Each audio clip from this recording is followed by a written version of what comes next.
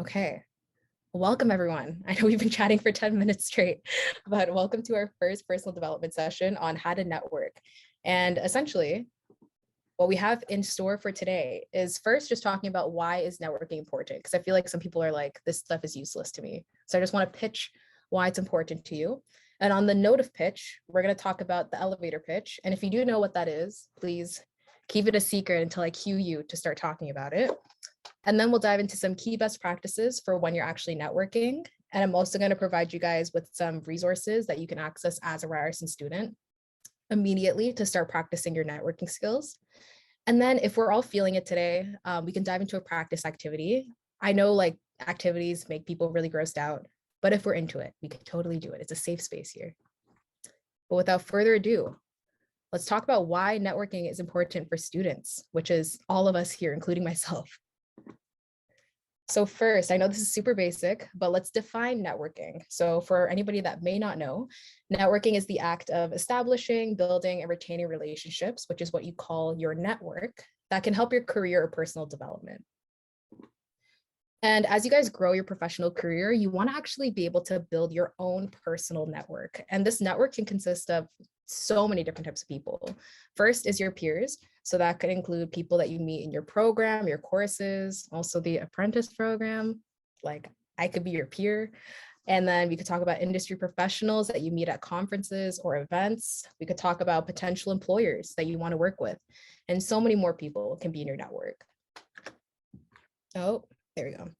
And my guess, because personally, guys, I went through this, I still go through this, but I always have this thing where I tell myself, like, I'm just a student. I haven't accomplished one thing in my life. I don't have any experience. I'm an idiot. I know nothing. How can I even talk to people that are considered industry professionals or like potential employers and ask them to be in my network? So what we got to do right now, guys, I can't see your face, but I'm hoping that you guys will metaphorically do this, is just take that imposter syndrome and throw it out the door. And in case anybody doesn't know what imposter syndrome is, it's essentially this feeling that you're constantly doubting yourself, diminishing your capabilities, thinking you're less than what you are, and feeling like a fraud. And this often affects people that are people of color and women specifically, but I know everybody can experience it to a certain level. So if any of you guys are like me and have a certain level of imposter syndrome, we just gotta wrap it up and throw it away because although we are just students, we're full of potential. And the thing that I like to think about is that the world is our oyster, literally, as corny as it is. So we can really go into any path that we choose to take charge in. And we just got to have the self-confidence that we can dominate the paths that we choose to pick. And in case that wasn't comforting enough, one practical thing that's comforting to know is that networking isn't just about landing a job now. The network is a lot bigger than that. So you can network for things like learning opportunities, getting advice, asking for guidance or mentorship, and a whole bunch of other things. So it doesn't have to just be like, hey, do you have an internship opportunity available for me? You could literally ask them, guys, I know nothing about what it's like to get my foot in the door. Can you give me advice? It could be as easy as that. And to build your network, it all starts with that introduction, that awkward, like, hi, nice to meet you. I'm Grace. And the whole point of communicating yourself to get people interested enough to want to be in your network. And that's what this session is going to answer today. How do you do that introduction, that basic hello? Because surprisingly enough, it's really hard. And a little side anecdote, I think I told you guys this in the orientation session, but when I had to first introduce myself to like this director of a department here at our school, I was like, oh my gosh, what do I say? Because my colleagues are saying how they started so many companies and like they closed companies, they raised this much money in funding. And I was like, I go to Ryerson and I'm in creative industries. What else do I say? So I want to kind of teach you guys good ways that you can communicate yourselves from a student perspective. And this answer lies in a very entrepreneurial concept, which is called the elevator pitch. So now I'm going to pass it on to you guys if anybody wants to chat. Does anybody know what the elevator pitch is? Has anybody heard of it? Yeah. Oh, nice. And Uh, I see Emmanuel also put his hand up, but sorry, go ahead. okay, so like am I supposed to explain like what I think the elevator pitch is? Yeah, just shoot your best shot.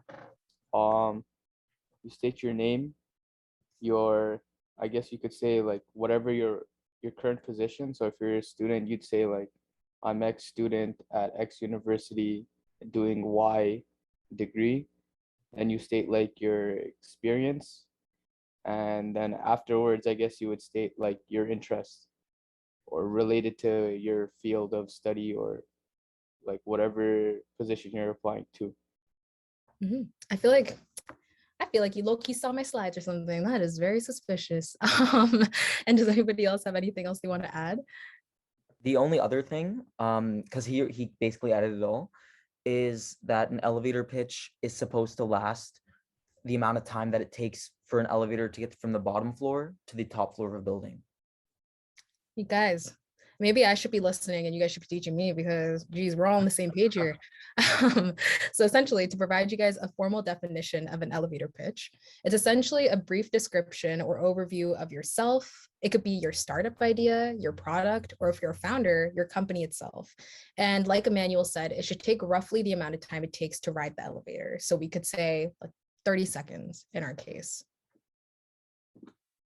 So for today's session, I'm going to be teaching you 3 pitch frameworks you can use, all that have a different function. And it's the basic, the personable, and the idea. And you're probably thinking, Grace, these names suck. Who thought of these names? Sorry, it was me. I was the one that thought of these names, and I was very uncreative with them, but I'm hoping that you guys are going to bear with me. So first, for the basic, this was what we basically talked about, but to define the basic pitch for you guys, it's essentially what you would use when you're looking for a job opportunity or some sort of career development opportunity. So like we just mentioned, you talk about yourself. So you mentioned things like your name, your major and minor, and if it's applicable, your job. And then what we're going to go into is your career goal and interests and what you're doing to get there. And what this does for the person that you're talking to is, in the case that they're not the right person for you to be speaking to, they can at least direct you to the right person after the conversation. And then 3, since you're trying to get a job opportunity, you obviously want to sell yourself to a certain extent. So we're going to talk about your qualifications. So what's your work experience? What skills are you honing? And what expertise do you have in relation to your career interest? And then once you stacked yourself up, you sold yourself, you're going to conclude it with your ask. And I put some examples here. So one is, I would love to learn about this side of your company. Could you recommend someone for me to contact? Or it can be something like, I'm currently looking to learn and gain more experience and was wondering if your company had any sort of available internship or job shadowing opportunities. So this is what you would use to try to actually get that career development ask, essentially. And in case you guys want to see it in action, I used a test dummy, that dummy being me, to actually put it in an example. And this is true information about me, okay? So we're getting intimate here. We're getting personal. But essentially, I'll read this out to you guys as if you are all the people that I'm trying to network with. Hi, I'm Grace. I'm in my 5th year of creative industries at Ryerson University, and I plan on graduating this year. I'm currently a program associate at Innovation Boost Zone, which is a tech startup incubator. And in my work, I specialize in marketing and graphic design, from developing the branding and creative assets all the way to directing and executing marketing campaigns for the various programs we run. I'm interested in continuing my path in marketing and exploring this field further in various industries. Did you happen to have any available internship opportunities at your company? So as you guys can see, I kind of hit all those points, right? Like that intro point, what my career interests are, what I'm currently doing, and what skills I have, and then concluding everything with that final ask. And one thing I want you guys to remember is customize this according to your style. Like, for example, I'm kind of like those awkward people. So I'm kind of like, hey, but you can be super professional with it. Like, hello, my name is this. So adjust all those little details to your personal style and how you communicate, and also adjust it to what you're particularly looking for from that person. And now the second version, we got the personable. So essentially, this one is for people, they don't really have particularly a career goal or interest, or they just don't think they have the confidence to approach people in a sense of looking for job opportunities. So it's more so for the people that are looking for advice or just learning opportunities. So we kick it off the same. You introduce yourselves the same exact way we just did. But this time, here's the twist. We're going to talk about our passion, and talking about your passions adds more of an intimate touch to the conversation. You're talking about something that you're not necessarily a professional in, but it's something that you're just simply interested in and very interested to pursue. But again, you're not an expert. And then what you want to talk about is what you're actually doing towards this passion. And this doesn't have to be anything extravagant. You're not trying to sell yourself. You're just trying to show that you actually have an interest in this topic. And then the ask this time focuses on more of a learning opportunity. So again, you're new to this whole thing. You're just trying to learn. So some prompts that I've included is, I'm currently applying for an internship, but do you have any advice for my application or interview tips? Or, as I'm just about to graduate, do you have any advice for someone like me who's just starting out? So again, it's a very friendly learning approach. And again, your test dummy is back. I used myself to show you what the personable looks like. And you're going to notice in this one, which is very interesting, that I'm going to be telling you kind of a different side about myself here. So without further ado, action. I was going to say scene, which means the action is over, but action. Hi, I'm Grace. I'm in my 5th year of creative industries at Ryerson University, and I plan on graduating this year. I'm passionate about storytelling and being able to communicate my experiences through my main creative interest, that being videography and film. I love making montages of my memories into videos that translate my experiences to others. I'm still experimenting and learning. I was wondering if you had any advice for ways I can gain some practical experience when just starting out in film. So fun fact about me, I'm a film geek. I love videography. I love video editing. I love filming, not like a YouTuber style kind of vibe, but more so just like moody, fits with the lo-fi music vibes kind of thing. And as you can see, I emphasize, like, I'm just passionate about it. I'm interested in it, but I'm not a professional. It's just something I do for fun. And that way, the person talking to me knows I'm not trying to sell myself to them. I'm just trying to learn about their experiences. And again, remember, have fun with it, make it your own thing, be personal with it, add more intimate touch points as you see fit. And then last but not least, we got the idea. So I'm not sure if anybody here is going to be a startup founder, but if you are, I wanted to include this format for you just in case. So this is the type of pitch that you would use if you had a startup idea, or if you have a company and you want to pitch it to somebody like an investor or somebody that you think could take value from your startup. You'll kick it off with the problem. So this should be the hook. Like, this person should hear this problem statement and be like, wow, like that is so true. That is so interesting. And it should answer the question of, what problem does your company or startup solve?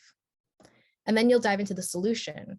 So now that you answered on what the problem is, you want to provide what your solution is to that problem. And then we talk about unique advantage, which is basically what makes your solution different from the competitors. And you want to quantify this advantage.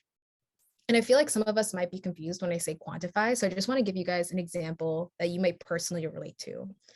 So for example, when you're writing your resume, let's use me as our case. When I write my resume, I'm not going to just say, I did marketing campaigns. That's super dry, super ambiguous, and also super generic. You see that a lot.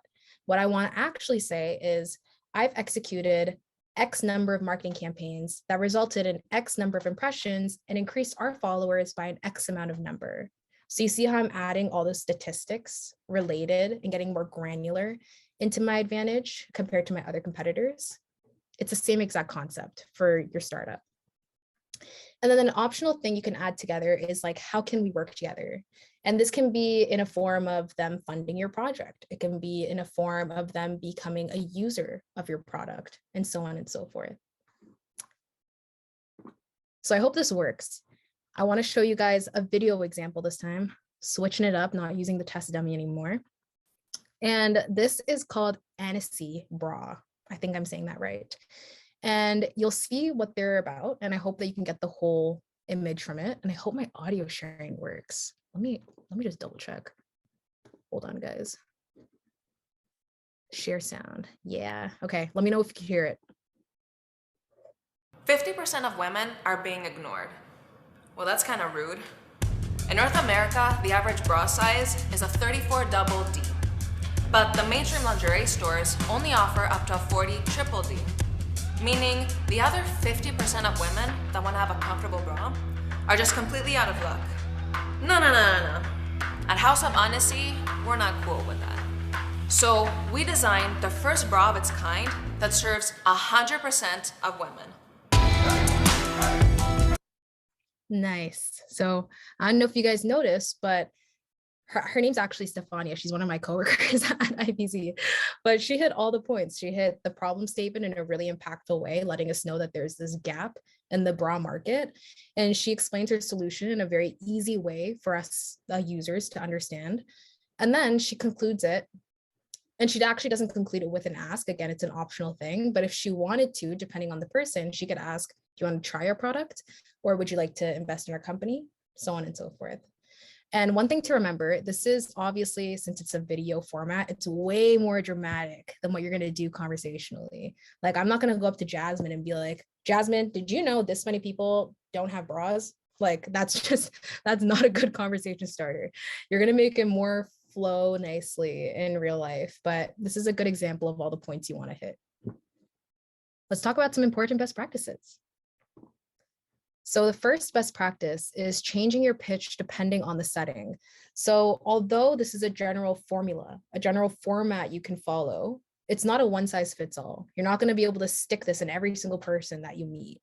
You have to adapt your tone, your language, your content, depending on the context, setting, and person that you're speaking with.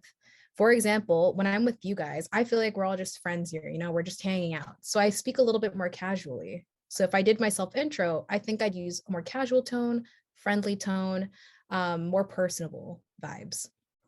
But if I'm meeting somebody that's like an executive director and I'm extremely intimidated by them, I might pull out a professional card, more professional tone, dress a little bit more professionally, adjust my language accordingly, and so on and so forth. So there's a time and place for everything, and it's a matter of adjusting it accordingly.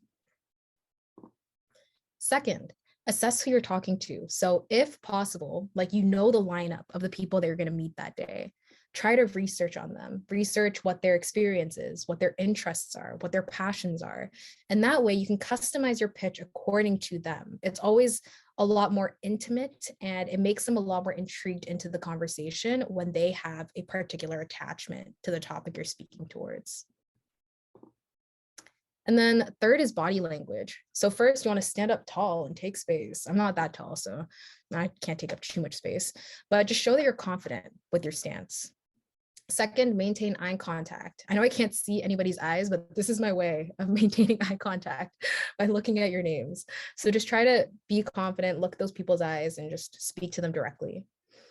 And then three, talk with your hands. I'm a huge fan of talking with my hands just because it gives me more energy as I talk, but it just helps people connect actions to words when you use your hands and your body language. And last, smile and use open gestures to make the conversation really welcoming and friendly and approachable. And then last, this is probably like the worst piece of advice I could give you guys, but just have fun, be conversational, be yourself. Remember, this is just an introduction, right? So you're only going to say this for like 15 seconds. And then the rest of the conversation is up to you guys to take over depending on how that person responds. So hone your social skills, get ready to socialize, and try to curate that dialogue and take care of it and build that relationship after that introduction. And I know this is easier said than done, and it comes off more with like practice, but just don't be a robot. And for example, guys, okay, this is a personal story, okay? I was at a networking event and I met this person and it was a virtual one. I could tell that they were reading off of their screen when they were talking to me. And it came up totally robotic. And I was like, I mean, I know your name and I know your program now, but do I actually know you though? Like, I feel like I just know the on paper version of you. So don't read off of a screen if we're doing virtual networking here. Be yourself, communicate freely, let your true side slip through here and there. And now resources. So basically, from my experience of being at the school, I put a list together of resources that I think are going to be able to benefit you guys immediately. If there's anybody interested that wants to go out there and like practice your networking skills. So some resources that you guys can take advantage of is first, the Ryerson Career Center. Has anybody heard of this thing? I know I put it in the info package, but I'm not even sure if people actually read that. So has anybody heard of it or been to any of these sessions? Yeah, I just am not sure like how to use it, I guess. Okay, true. We can like do a little live demo if anything. But basically, for those who don't know, it's essentially just career development resources for Ryerson students specifically. So it not only has like sessions and workshops that you can attend on resume building, interview practice, career advice. I think one of my friends literally just went today for like a career development where they talked about her career goals. I low-key scared her, but it was helpful to a certain extent. But it has all these curated resources that'll help you practice the skills that you need to build your professional network. And then second is Ryerson student group events. I don't know if any of it, I'm sure some of you guys are in student groups. Like I was in a student group called Ryerson Entertainment Conference. But these student group events, they sometimes host events where you could actually meet and network with industry professionals for free. Like they literally give you the time and space to talk with a professional in the field that you're interested in and just learn from them. And it's the perfect place to practice your networking skills. Those industry professionals know that everybody attending is just a student. You don't have to feel burdened, like you're putting up a front. You don't have to feel like an imposter.